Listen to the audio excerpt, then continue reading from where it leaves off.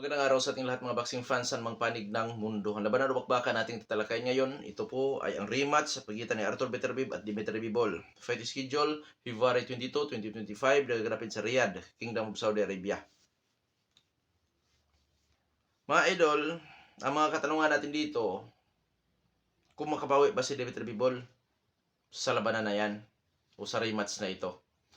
Bago naman natin ito simulan, para po sa mga boxing fans na bago po lamang napadpad dito sa ating munting channel, inanyan ko po kayo na sana supportan mo sa pamamagitan po ng pag-subscribe, like, and share. At para po sa mga boxing fans na walang sawa na sumuporta, sumubaybay dito sa ating munting channel, taos puso po na papasalamat sa inyong lahat. Wala po ndong sports PH kung wala rin po kayo mga idol. Kaya naman, hindi natin ito patagalin pa, simulan na natin. Dilingid sa ating kaalaman, natalo si Dimitri Bivol by majority decision noong October 12, 2024. Kaya naman po, pag-uusapan natin ang saglit ito bago tayo maghayag ng sarili nating prediction sa laban. Sinuri ko na makailang ulit ang naturang suntukan. Na kung saan, para sa akin mas lamang sa liksi, timing accuracy si Bivol. At para sa akin din, lamang ng mga naipatamang suntok si Dimitri Bivol. Ang kaibahan nga lang, kayang-kayang saluhin ni Arthur Beterbiev ang suntok ni Bivol. Samantala, si Beterbiev, bagamat hindi gaano nakapagpatama ng solido o purong suntok doon kay Bivol dahil may husay pagdating sa depensa, pero bagamat daplis-daplis lang, pero nasasaktan si Dimitri Bivol. Although may mga suntok naman na tumatama talaga o pumupuro si Arthur Beterbiev. At doon nga, nasasaktan si Dimitri Bivol. Yun ang kaibahan. So, ibig sabihin ko, Edong Sports, sa iyong observation at sa inyong opinion, lamang sa naipatamang suntok si Bivol. Bakit talo? So, mga idol, dito po kasi sa professional boxing, hindi lang po nakatingin ang mga hurado sa daming naipatama suntok, kundi kasama din doon sa tinitingnan ng hurado ang kalidad ng suntok, na kung saan yung tipo bang iniinda, tipong mapaminsalang suntok.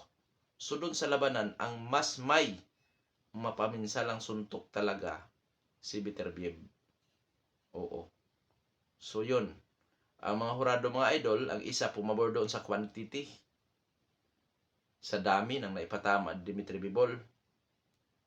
Ang iba naman pumabor doon po sa kalidad na suntok. Although hindi man lahat tumama ng solido doon kay Bivol, pero iniinda ni Bivol ang mga suntok. So yun po ang nangyari sa laban. Kaya yun ang nangyari, na kung saan nauwi sa majority decision. Kaya kung sa mature fights lang yung mga idol, panalo si Bivol kasi sa puntusan nakatingin ang mga hurado. Pero dito sa pro fights kasi, hindi lang po sa puntusan nakatingin ang mga hurado, kundi sa kalidad ng tumatamang suntok, which is yung maminsalang suntok, ang tinatawag nating dekalidad na suntok, mga idol. So ngayon, may chance bang manalo, makabawi si Dimitri Bivol?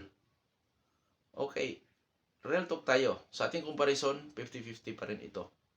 Sa madaling salita, hindi porket panalo si Beterbiev sa unang nilang laban, dito sa rematch ay wala ng tsansang manalo itong si Bivol.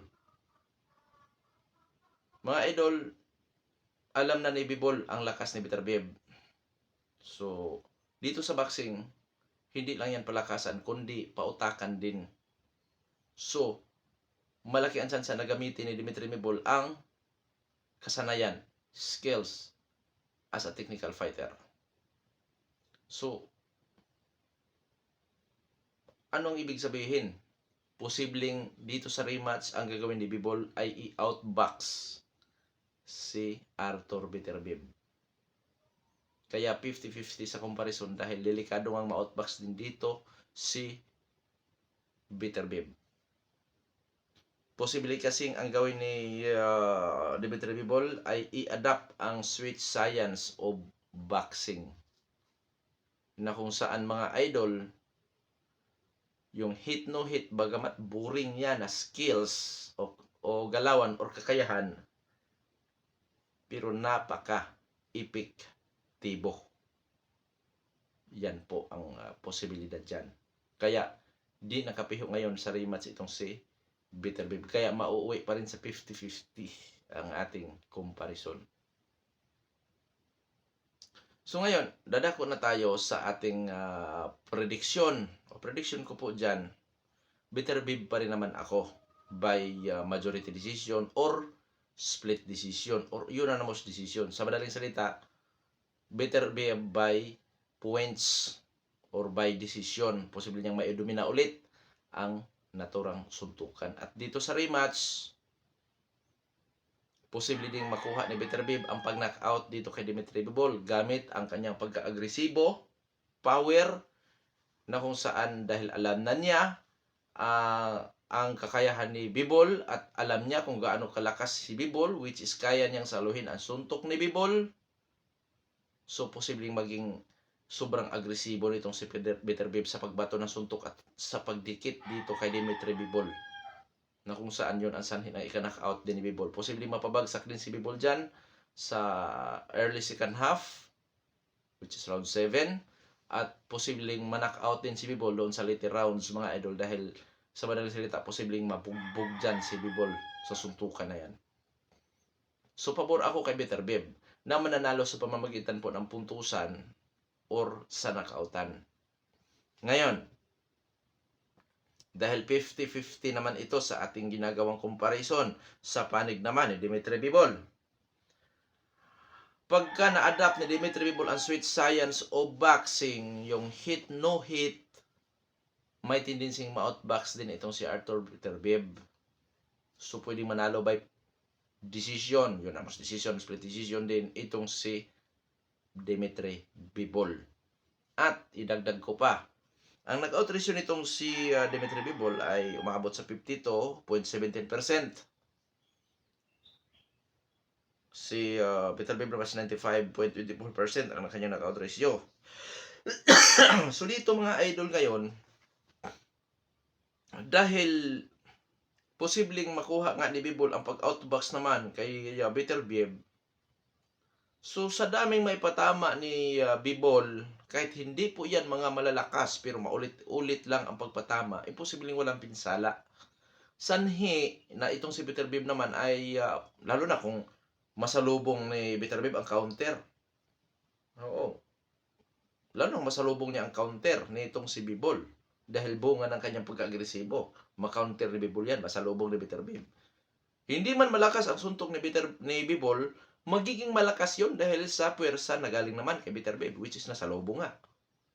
Kaya yan mga idol, isa yan na tendency na sa pagka-super aggressive nitong si Bitterbeeb dahil gusto niya mapabagsak, may knockout itong si Bivol sa rematch para mapatunayan talaga ang kanyang sarili na siya ang panalo. Dahil nung una nilang pagharap, ano yun may mga debate pa yan may mga doubt pa yan lalo na lamang nga si Bivol sa patama. So yun nga, pag nangyari yon, masalubong ni Bitterbeeb ang counter ni Bivol, delikado din si Bitterbeeb dyan mapabagsak. At sanhi na pagkatalo ni Bitterbeeb, kung hindi man magawang ma-knockout si Bitterbeeb dahil may tibay din naman yan, pero yung mapabagsak, kung magawa ni Bivol, so malaking advantage yan pagdating po sa puntusan. Kaya hindi po yan maging madali sa panig ni Bivol, sa panig ni Bitterbeeb, dahil nga parehong magaling, parehong talentado ang maglalaban. Oo. Obra pa kaya ang pagkaging agresibo ni Bitterbeeb? O ma-outback na siya dito ngayon kasi nga pwedeng ma-adapt ni Bivol ang sweet science o boxing. Dahil walang ibang paraan dito na para niya talunin si Bitterbeeb, kundi ang pag-outbox nito.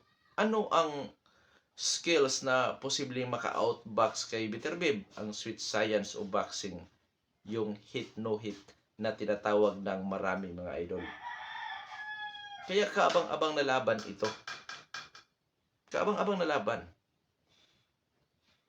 Kaya ngayon,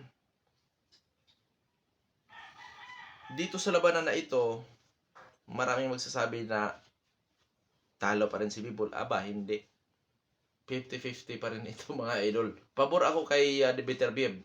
Pero 50-50 sa comparison. So may chance ang manalo si Bibol sa pamamagitan po ng puntusan. At kahit sa knockoutan din. Oo. Lalo na 40 years old si Arthur Bitter Bib ngayon.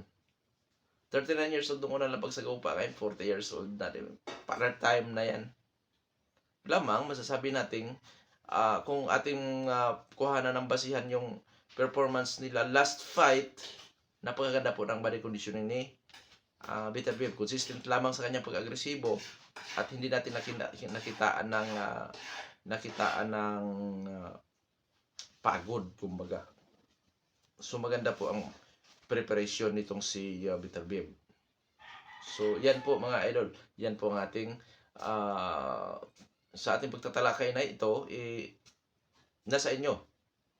Bitter Bib ba kayo o Bibol? Pero ako Bitter Bib ako dyan. Dito na lamang ito po ng Sports PH.